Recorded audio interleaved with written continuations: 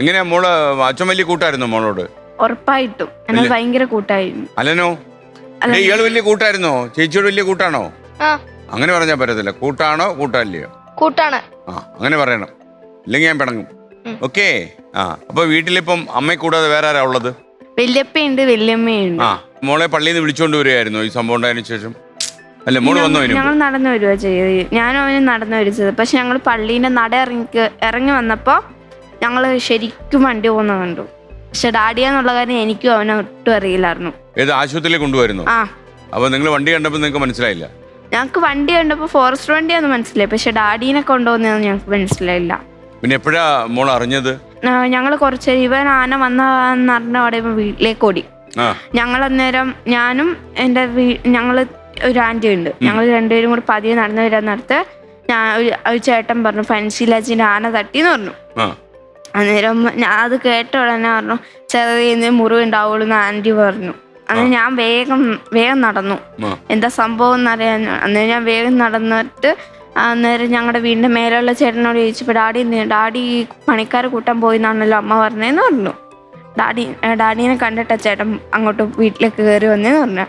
അന്നേരം ചേട്ടൻ പറഞ്ഞു പണിക്കാരെ കൂട്ടാൻ പോയി എന്ന് പറഞ്ഞെന്ന് പറഞ്ഞു. മോൾ അറിയണ്ടെന്ന് ചോദിച്ചപ്പം പറഞ്ഞായിരിക്കും അല്ലേ? എനിക്കറിയില്ല. അറിയില്ല. ഓക്കെ. എന്നിട്ട് മോൾ അമ്മയെ കണ്ടോ അപ്പൊ പോയിട്ട്? അമ്മ എന്തോ പറഞ്ഞു? അമ്മ പറഞ്ഞു പണിക്കാരെ കൂട്ടാൻ പോയതാന്ന് പറഞ്ഞു. ആണോ? മോളെ ഈ സംഭവം നടന്ന വീടും നിങ്ങളുടെ വീടിൽ നിന്ന് എത്ര ദൂരമുണ്ട്? വളരെ അകലമുണ്ടോ? അടുത്താണോ?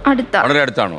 ഒരു 200 മീറ്റർ അത്രേ ഉള്ളൂ അല്ലേ? അപ്പൊ നിങ്ങളുടെ വീട്ടിൽ നിന്നാ ഈ വീട് കാണാമോ? കുറച്ച്. അച്ഛൻ എങ്ങനെയായിരുന്നു? വീട്ടിലേക്ക് ഒരുപാട് സംസാരിക്കുന്ന ആളായിരുന്നു? ഞങ്ങളോട് എല്ലാരോടും ഭയങ്കര കൂട്ടായിരുന്നു. നാട്ടിലേക്ക് അച്ഛൻ ഒരുപാട് നല്ല കാര്യങ്ങളൊക്കെ ചെയ്തിട്ടുണ്ടെന്ന് പറഞ്ഞല്ലോ. ഒരുപാട് ട്രാക്ടർ ഉണ്ടായിരുന്നല്ലേ? അപ്പൊ നേരത്തെ എനിക്കൊന്ന് ഈ ട്രാക്ടർ കൊണ്ട് എന്തോ പുലിയെ പിടിക്കാനുള്ള കൂടോ കൊണ്ടുവരാനൊക്കെ അല്ലേ? 2 കൊല്ലം മുമ്പ് ഇവിടെ ഞങ്ങളുടെ അവിടെ തന്നെ കടുവ വന്നായിരുന്നു. കടുവ വന്നപ്പോ ഡാഡി എല്ലാ ഏർപ്പാടൊക്കെ ചെയ്ത് കൂടൊക്കെ കൊണ്ടുവരാൻ ഡാഡി ചെയ്തത്. നിങ്ങൾക്ക് മെയിൻ ആയിട്ട് എന്താ ഉള്ളത്? കൃഷിയാണോ? ഇവിടെ കൃഷിയല്ലേ ഉള്ളൂ? കൃഷിയുണ്ട്, പിന്നെ ഡാഡി വണ്ടി ഓടിക്കുമ്പോ അത് ഓടിച്ച് നല്ല വരുമാനം കിട്ടുമായിരുന്നോ? കുറച്ച്.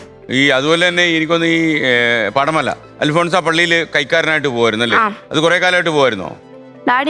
ഡാഡി ഇപ്പൊ 2 കൊല്ലം ഡാഡി ആദ്യം, പിന്നെ 2 കൊല്ലം ഗ്യാപ്പ് ഇട്ടു, പിന്നെ ഈ കൊല്ലായത്.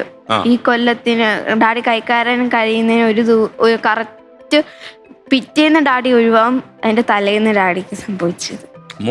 മോളുടെ യഥാർത്ഥത്തില് മോളുടെ ജീവിതത്തിൽ ഉണ്ടായ സംഭവം ആർക്കും ഉണ്ടാകരുതെന്ന് മോള് പറഞ്ഞു. ഈ മോള് പറഞ്ഞ ഇതില് ഈ കുറച്ച് ആളുകളൊക്കെ മോളെയും മോളുടെ വീട്ടിലേക്ക് ആൾക്കാരെയൊക്കെ വിമർശിച്ചുകൊണ്ട് ഈ സോഷ്യൽ മീഡിയയിലൊക്കെ എഴുതിയല്ലോ. അവരെന്തുവായിരുന്നു തെറ്റിദ്ധരിച്ചത്? മോള് പറഞ്ഞത് അവർക്ക് ഇഷ്ടപ്പെട്ടില്ലേ? അതെന്താ പ്രശ്നം ഉണ്ടായത്? എന്താന്നറിയില്ല. എന്റെ ഡാഡിക്ക് സംഭവിച്ചത് ഡാഡി കല്ലെറിഞ്ഞോണ്ടാന്നാ പറയുന്നത്. ആനെ കല്ലെറിഞ്ഞോണ്ടാന്നല്ലേ?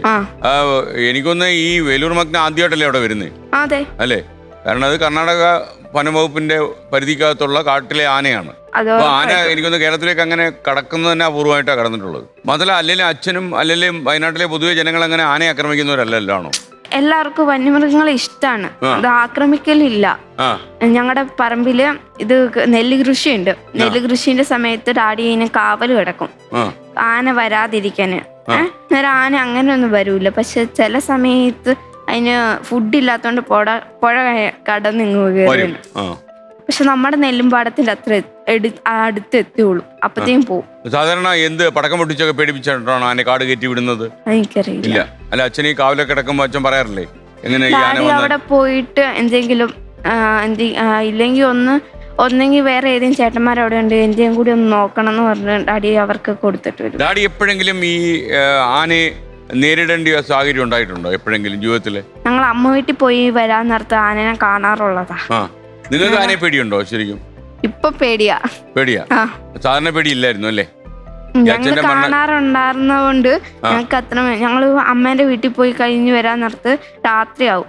ഞങ്ങൾ എന്തായാലും രാത്രിയായിട്ട് അവിടുന്ന് പോരും. അന്നേരം ഞങ്ങൾ കാണാറുണ്ട്. അന്നേരം ഡാഡി പറയും ആന വരാൻ നേരത്ത് ലൈറ്റ് ഇട്ടാൽ മതി, ആന പോകുന്നു പറയും. മോൾ ഈ പള്ളിയിൽ പോയിട്ട് വന്ന് ഇത് അറിഞ്ഞതിന് ശേഷമേ എപ്പോഴാ അച്ഛനെ കണ്ടത്, ഡാഡിയെ കണ്ടത്?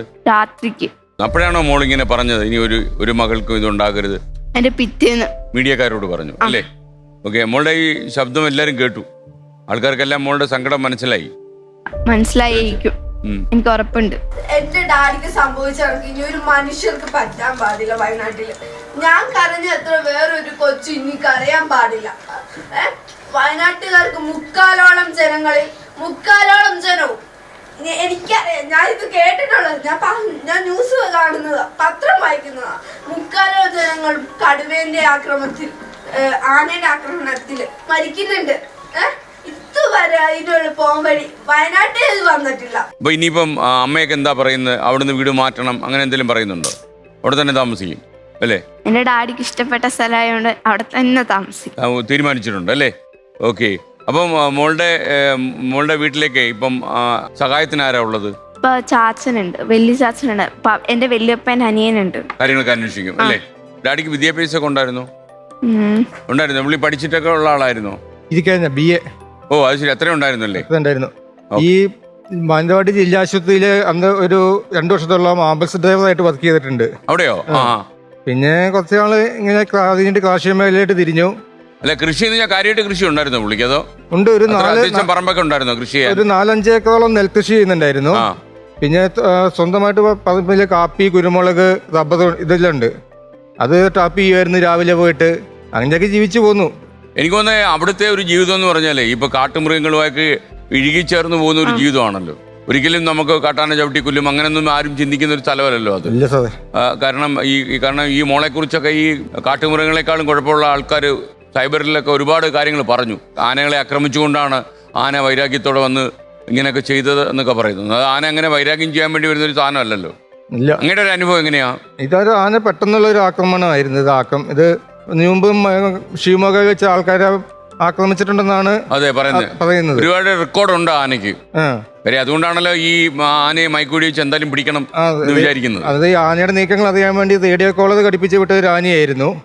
എന്നിട്ടും കേരള ഫോറസ്റ്റുകാർ അതിനെപ്പറ്റി അറിഞ്ഞില്ല എന്ന് പറഞ്ഞാൽ വാസ്തവം ഉണ്ടോ എന്ന് എനിക്കറിയത്തില്ല അതിനെപ്പറ്റി.